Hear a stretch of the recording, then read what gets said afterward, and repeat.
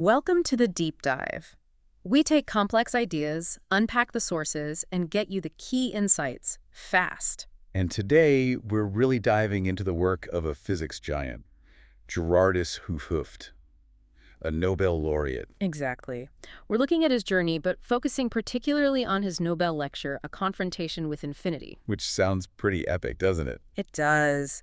Our mission is to understand how he tackled this huge conceptual problem of infinities appearing in physics calculations. And what solving that, or at least confronting it, means for how we see the universe. It all seems to start with this incredible drive he had, even as a kid. Yeah, the story goes that when asked what he wanted to be, he said, a man who knows everything. Wow. He meant a scientist, obviously, someone digging into nature's secrets. But it just shows that fundamental urge to understand right from the beginning. And it wasn't just an urge. Science was literally in his family. Oh, definitely. His granduncle, Fritz Zernike, won a Nobel Prize for physics back in '53. For the phase contrast microscope, I think. That's the one. And his uncle, Nicholas van Kampen, was a professor of theoretical physics. So yeah, science was kind of the family business. But it wasn't just nurture, right? You mentioned this innate curiosity. Absolutely. He was apparently obsessed with wheels at age 2, figuring out transmission, fascinated by ants, scale, that kind of thing. And he wasn't content just learning what was already known. No, exactly. He told his father, when given engineering books, something like, these things are already invented. I want to find new things about nature. That questioning spirit is key. That really carried through into his education, too. He seemed very self-directed. Very much so. Taught himself piano fingerings, apparently. Yeah. And academically, he really excelled. Yeah. Second in the Dutch Math Olympiad at 16. Already tackling advanced stuff. Yeah, reading Polya on mathematical reasoning. And he chose Utrecht University specifically for his uncle's lectures. Yeah. He wanted the best source. The university wasn't all smooth sailing, was it? He had some, let's say, dislikes. Right. He wasn't keen on the student corps rituals his father made him join. Found them humiliating. And the student politics of the 60s. Hated the interminable meetings, as he put it. He was focused on the science. His uncle even gave him a heads up about particle physics being quite, well, aggressive sometimes. Aggressive how? Pointing out that sometimes less rigorous arguments got more attention than careful work. That probably just strengthened Hooft's resolve to be rigorous himself. And that rigor was definitely needed for the problem he famously tackled.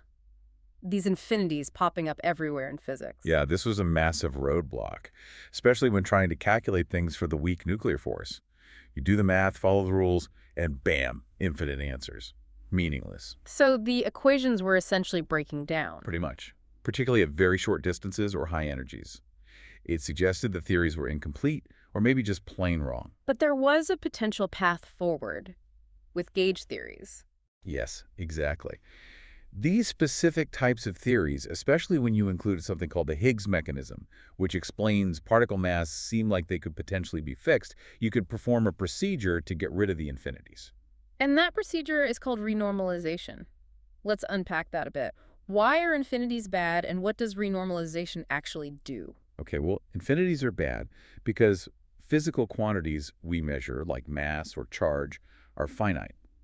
If your theory predicts infinite mass, it's not describing reality. Makes sense. Renormalization is, it's essentially a set of techniques to handle these infinities. One way to think about it is this idea of vacuum polarization. Okay. Imagine a particle, like an electron, with its bare electric charge. The vacuum around it isn't truly empty in quantum theory. It's fizzing with virtual particles popping in and out of existence. Right, particle-antiparticle pairs. Exactly. And these virtual particles can momentarily screen the electron's bare charge. So the charge we actually measure from a distance is slightly different, slightly smaller than this hypothetical bare charge. So the bare charge is the one causing the infinity problem. That was the issue. Calculations suggested this bare charge might become infinite if you tried to probe it at an infinitesimally small distance. Renormalization is the mathematical toolkit that lets you relate that problematic bare value to the finite physical value we actually observe in experiments. It tames the infinities. It sounds like finding a way to zoom out just enough to get a sensible answer. That's a good way to put it. It's about defining your theory consistently so that physical predictions are finite and match observations. And this led to the concept of the renormalization group, which sounds formal, but it's about how physics changes with scale, right? Precisely. It's not a group in the usual sense, but a framework to understand how the fundamental constants like the strength of force of the coupling constants appear to change depending on the energy scale or distance scale you're probing. They run. So the strength of electromagnetism isn't strictly constant. Effectively, no. At higher energies or shorter distances, its strength appears to change slightly. And before Hooft's big insight for theories like electromagnetism, this running meant the force got stronger at shorter distances. Which could still lead to problems at extreme energies. Exactly. It seemed like you might hit infinities again, just further down the line. But then came Hooft in 1971, looking at a different class of theories, Yang-Mills theories. These were candidates for the strong and weak nuclear forces. Yes. And what Hooft found, calculating how their coupling constant runs, was, well, revolutionary. What did he find?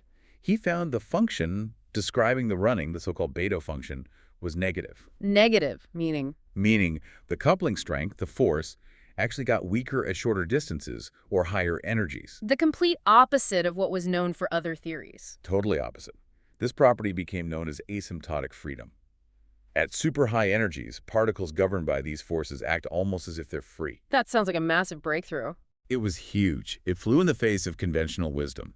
Experts thought that kind of scaling was just impossible for these theories. And he just casually mentioned this at a conference. Apparently so. And another physicist, Kurt Szymanczyk, immediately saw the importance and told him, basically, publish this now or someone else will beat you to it. Which kind of happened anyway, right? Well, David Pulitzer and David Gross and Frank Wilczek independently rediscovered and published on asymptotic freedom in 1973 work that eventually won them the Nobel. But Hooft clearly had the key insight earlier. Wow. But that insight, asymptotic freedom, why was it so important for Yang-Mills theories? Because it removed the main theoretical objection to using them for the strong nuclear force. People had dismissed them partly because they didn't think they could work properly at high energies. Asymptotic freedom showed they did work beautifully. Okay, so this opens the door, and this is where his PhD work with Martinus Feldman comes in. Exactly. Feldman, his supervisor, knew the Yang-Mills problem was absolutely central. Their task was to rigorously prove that these theories, including the ones with the Higgs mechanism needed for the weak force, could be renormalized to make them mathematically solid. So taming the infinities in these specific crucial theories. Yes. Hooft dove into the complex calculations, the Feynman rules. His Feynman paper derives some fundamental identities, Slavnov-Taylor identities that are still widely used. Okay. But his second paper, showing how to renormalize Yang-Mills theories with the Higgs mechanism, that's what really made waves worldwide. That was the key for the weak force part of the standard model. Absolutely. And together, he and Veltman developed a powerful technique called dimensional renormalization. Dimensional renormalization. Sounds complex. It's a clever mathematical trick, actually. Yeah. You pretend space-time has slightly more or fewer than 4 dimensions, say 4 minus epsilon dimensions, where the infinities become manageable. You do the calculation, cancel things out, and then take the limit back to 4 dimensions. Okay, that is clever, like stepping sideways around the problem. Sort of. And it worked beautifully. This work formed his PhD in 1972, and it really provided the mathematical foundation for the electroweak part of the standard model. He and Veltman shared the Nobel Prize for this in 1999. So the impact on the standard model was just immense, though. Completely transformative. After 71 and his work, basically all serious proposals for the weak force were based on these renormalizable Yang-Mills theories. The simplest version turned out to be the right one. And for the strong force, asymptotic freedom was the key there. Yes. It allowed Yang-Mills theory to become the theory of the strong force, which we now call quantum chromodynamics, or QCD. QCD, the theory of quarks and gluons. That's it. And QCD is asymptotically free. That explains why quarks inside protons and neutrons behave almost like free particles when you hit them really hard in experiments. The force gets weak at short distances. But it also explains why we never see quarks on their own. Exactly. Because the flip side is that the strong force gets stronger at longer distances. It's like stretching a rubber band. The further you pull the quarks apart, the stronger the force pulling them back. This leads to quark confinement. They're permanently bound inside particles. Correct. Hooft also credited Kenneth Wilson for showing how confinement arises naturally in a different mathematical approach to QCD. And his own later work on things like magnetic monopoles and instantons helped shed even more light on confinement and other QCD puzzles. And we can't forget the Higgs boson in all this. Renormalization made the theory consistent, and the Higgs gives the particles mass. Right. The whole structure, leptons, quarks, the force carriers, the Higgs, it all fits together within this renormalizable Yang-Mills framework. Finding the Higgs at the LHC at CERN was sort of the capstone confirmation. The Standard Model has been astonishingly successful, tested again and again. Incredibly so. Yeah. But as successful as it is, Hooft and others know it's not the final story. It leaves fundamental questions unanswered. Like what? What lies beyond the Standard Model? Well, one big idea that's been around for decades is supersymmetry, or CWY.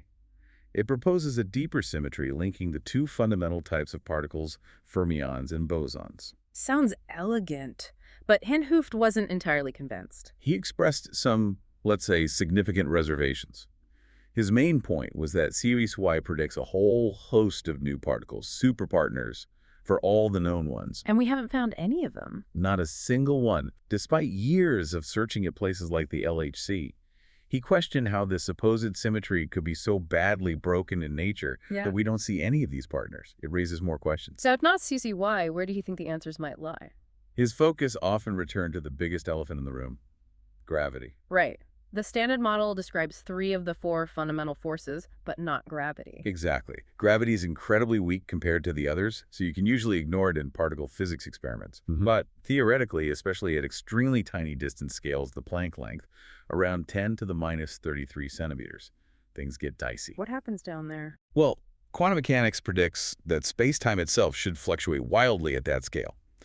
The curvature of space-time, which is gravity according to Einstein, should undergo quantum jitters that basically blow up. They grow out of control in our current theories. So quantum mechanics and general relativity clash. Fundamentally, at the Planck scale, they give incompatible predictions. It strongly suggests that one or the other, or perhaps both, need to be replaced by something deeper, a superior paradigm, as he put it. Was string theory that paradigm? It got a lot of attention. It did, especially after the superstring revolution in 1984. Many physicists were captivated by its promise to unify all forces, including gravity, by describing particles as tiny vibrating strings. But again, Hooft was skeptical. He was cautious. He felt string theory introduced maybe as many new problems as it aimed to solve. He pointed to its lack of concrete testable predictions and its mysterious structure at short distances. So he looked elsewhere. He became very interested in black holes, particularly Stephen Hawking's discovery that black holes aren't truly black. They radiate due to quantum effects near their event horizon. Hawking radiation. Right. And Hooft started asking these really provocative questions. Are black holes just really heavy elementary particles? Or are elementary particles maybe tiny black holes? That sounds like a mind-bending question. It leads you into deep conceptual territory. And studying the quantum mechanics of black holes reveals profound paradoxes. Conflicts between quantum theory and gravity become starkly apparent.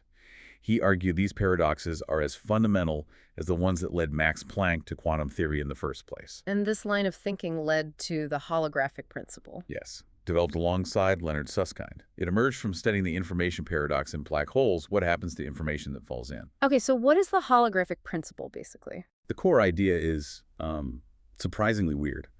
It suggests that all the information contained within a volume of space, like, say, this room, or the entire universe, can actually be fully described by a theory living on the boundary of that space. So our 3D reality could be encoded on a distant 2D surface, like a hologram. That's the analogy, yeah. It radically suggests that space and locality might not be as fundamental as we think. What started as a black hole idea is now seen by many physicists, including string theorists, as a potentially universal principle. That's a profound shift in perspective. Absolutely. It's one of the deepest ideas to come out of theoretical physics in recent decades. So we've gone from a young boy wanting to know everything through tackling infinities, building the Standard Model, and now contemplating the holographic nature of reality itself. It's an incredible intellectual journey. And it highlights that the quest initiated by confronting infinity is far from over. Unifying gravity and quantum mechanics is the major unsolved problem. And Hooft's view was that until we make progress there, our ability to probe the finer details of even the Standard Model might be limited. That seems to be his perspective. Without that deeper unification, predicting certain details might remain beyond our grasp. What stands out most from his story for you?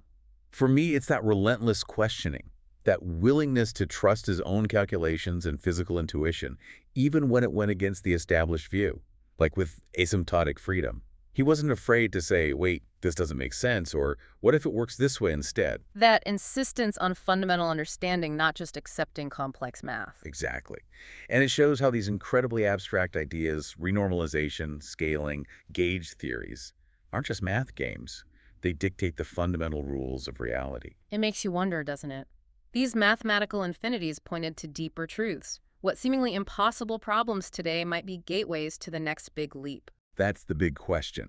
The clash between gravity and quantum mechanics, the mystery of dark energy, the nature of space-time itself, there are plenty of frontiers. What will be the next confrontation with infinity that forces us into a new paradigm? A question that will keep physicists busy for a long time to come. A fascinating journey through the mind and work of Gerardus Hooft. Truly remarkable.